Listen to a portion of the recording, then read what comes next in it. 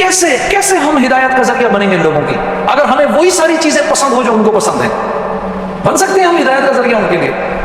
हाँ, अगर वो भी दिन और रात उसी गाड़ी का जिक्र करें, अगर मैं भी उसी गाड़ी का जिक्र करूं, मैं भी उसी गाड़ी की तारीफ करूं जिसकी वो कर रहे हैं, वो कब मेरी बात सुनेगा? जिंदगी भर नहीं सुनेगा। वो सब कहते हैं पैसे से होगा, इकोनॉमी इकोनॉमी इकोनॉमी। हमें कहते हैं थर्ड वर्ल्ड कंट्री, वो हमें क्या कहते हैं? थर्ड वर्ल्ड कंट्री, यानी तुम भूखे नंगे हो। मुझे भी हमारा पाकिस्तानी एम्बेसडर था, उसने मुझे बोला हम थर्ड वर्ल्ड कंट्री हैं। मैंने कहा सर थर्ड वर्ल्ड किस बुनियाद पर है? पैसे नहीं थे हमारे पास, पैसे नहीं है। हाँ ना, देखे ना हमारा जीडीपी कितना नीचे है। अरे मैंने कहा सर एक मिनट रुक जाओ। मैंने कहा सर आपको पता है जिस रसूल के तुम मानने वाले हो, जब उसका इंतकाल हुआ है, मदीने में ये हाल था कि 3 दिन तक चूल्हा नहीं जल रहा था किसी के घर के अंदर। अगर थर्ड वर्ल्ड हम हैं तो वो कौन सी वर्ल्ड है फिर? वहां तो खाने को नहीं है किसी के पास, लेकिन अल्लाह कुरान में उस माशरे की तारीफ कर रहा है कि ना उससे पहले ऐसा माशरा था, ना उसके बाद कभी बनेगा। मैंने कहा आप उसी नबी के मानने वाले हैं?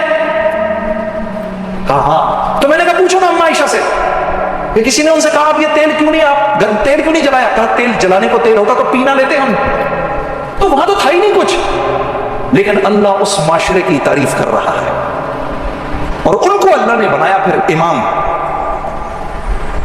3 बर्रे आजमों का। वो इमाम बने फिर 3 बर्रे आजमों के। कितना दिया अल्लाह ने उनको।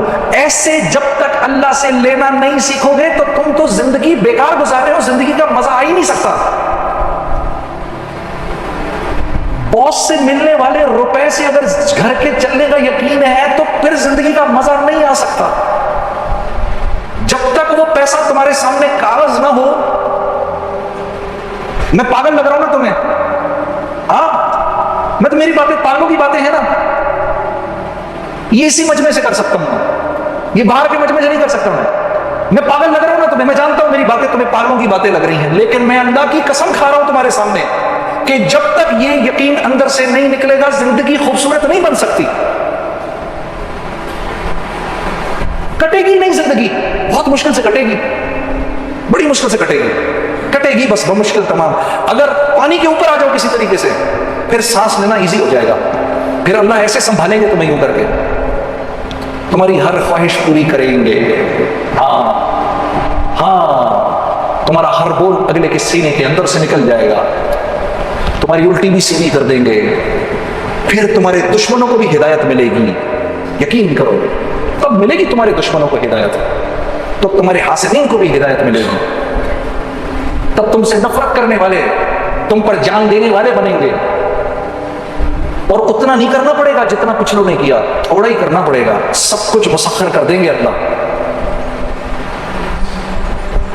इसको बोलो बाहर निकल के हो, और अगर ना हो गया तो ये आके मेरी गर्दन पकड़ लेना, थोड़ा ही करना पड़ेगा, थोड़ा ही, फिर हिदायत की हवाएं चलेंगी हर तरफ।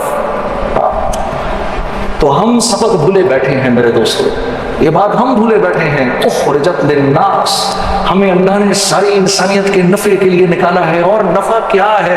हाँ, तूने पूछी है इमामत की हकीकत मुझसे, हक तुझे मेरी तरह साहिब असरार करे। अल्लाह तुम्हें समझा दे जैसे अल्लाह ने मुझे समझाया। इकबाल कह रहे हैं कि वक्त का इमाम कैसा होना चाहिए, वक्त का इमाम कैसा होना चाहिए? है वही तेरे जमाने का इमाम बरहक, है वही तेरे जमाने का इमाम बरहक जो तुझे हाजिर और मौजूद से बेजार करे, चीजों में तुम्हें ना पढ़ने दे, तुम्हें चीजों में न पढ़ने दे, मौत के आईने में तुझे दिखाकर रुखे दोस्त, इतनी आखिरत तुम्हें सुनाए, इतनी आखिरत तुम्हें सुनाए। हाँ, जैसे सैयदना बिलाल कर रहे थे ना मौत के वक्त, वाह वाह वाह वाह, अब जाएंगे मोहम्मद सल्लल्लाहु अलैहि वसल्लम से मिलेंगे, सहाबा से मिलेंगे, बीवी रो रही हैं, लेकिन ये इनकी जिंदगी का सबसे खूबसूरत दिन है। मौत के आईने में तुझको दिखाकर रखे दोस्त, जिंदगी तेरे लिए और भी दुश्वार है। हाँ,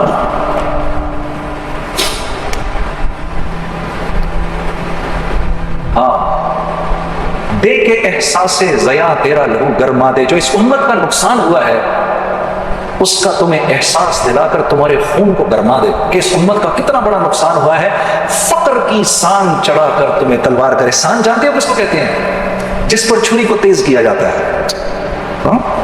فقر فقیر ہونے کو نہیں کہتے۔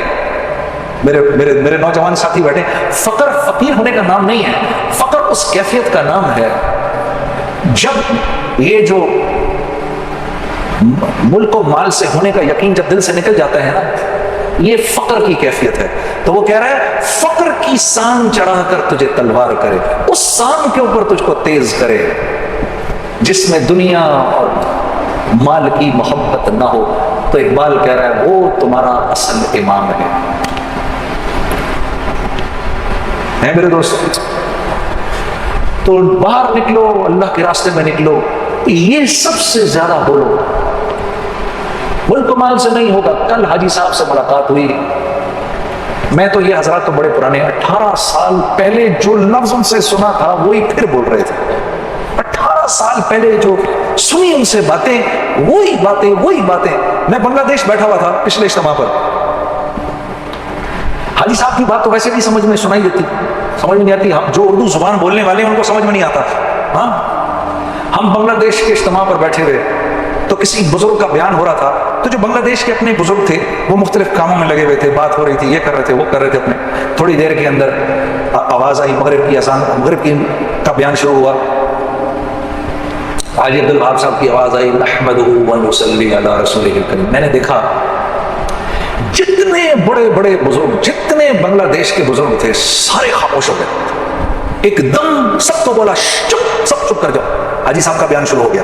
ابھی اس سے پہلے بھی بیان چل رہے تھے، حاجی صاحب کا بیان شروع ہو گیا۔ میں اتنا حیران ہوا کہ میرے منہ سے نکل ہی گیا۔ ایک میرے بزرگ دوست بیٹھے تھے، میں نے کہا آصف بھائی آپ کو یہ سمجھ میں آ رہا ہے؟ حاجی صاحب کی بات سمجھ میں آ رہی ہے؟ مسکرا کر کہنے لگے ہمیں ان کے علاوہ کسی کی بات سمجھ میں نہیں آتی، ہمیں ان کے علاوہ کسی کی بات سمجھ میں نہیں آتی۔ تو ہمارا اپنا یہ قصور ہے میرے دوستوں، مجھے معاف کرنا، میں بڑی بڑی باتیں کر گیا، میں ہاتھ جوڑ کے معافی مانگتا ہوں، میں اللہ سے یہ درخواست کرتا ہوں، اللہ سے دعا کرتا ہوں میری پکڑ نہ ہو اس بات پر۔ لیکن میں آپ کو ایک غم آپ کے ساتھ شیئر کرنے آیا، آپ کو بتانے آیا کہ باہر اس وقت کفر میں مر رہی ہے، ان کا کفر ان کو کھا گیا ہے، وہ اپنے کفر کی وجہ سے انتہائی تکلیف میں ہیں۔ وہ کلمہ اس لیے نہیں پڑھ پا رہے کہ جو چیزیں اس وقت ان کے ہاں مقرر ہیں وہی چیزیں اس وقت مسلمانوں میں بھی مقرر ہیں۔ انہیں کوئی وہاں سے نکالنے والا نہیں ہے، انہیں کوئی اللہ رسول کی بات کرنے والا نہیں ہے۔ آؤ ہمارے پاس علاج ہے، ہم تمہیں بتاتے ہیں تمہارے مسئلے کا حل، ہمارے پاس ہے وہ دوا۔ جس طرح میں ان بوڑھوں کو دیکھ رہا تھا، نکریں پہن کر بیچارے چھلانگے مار رہے تھے، کوئی 14 سال کا بن گیا، کوئی 16 سال کا بن گیا، کوئی 10 سال کا بن گیا۔ میرا دل کیا میں اس کو کہوں، میں تمہیں بتاتا ہوں یہ سب کے سب دوبارہ ان کو زندگی مل جائے گی، ورنہ یہ ابھی 3-4 دن کے مہمان ہیں سارے۔ جو کچھ سنا گیا اللہ پاک اس پر عمل کرنے والا اور آگے لوگوں تک پہنچانے والا بنائے۔ مزید اصلاحی بیانات کے لیے ہمارا یوٹیوب چینل بیوٹیفل بیان جے کو سبسکرائب کریں اور ویڈیو کو لائک کریں۔ جزاک اللہ خیر۔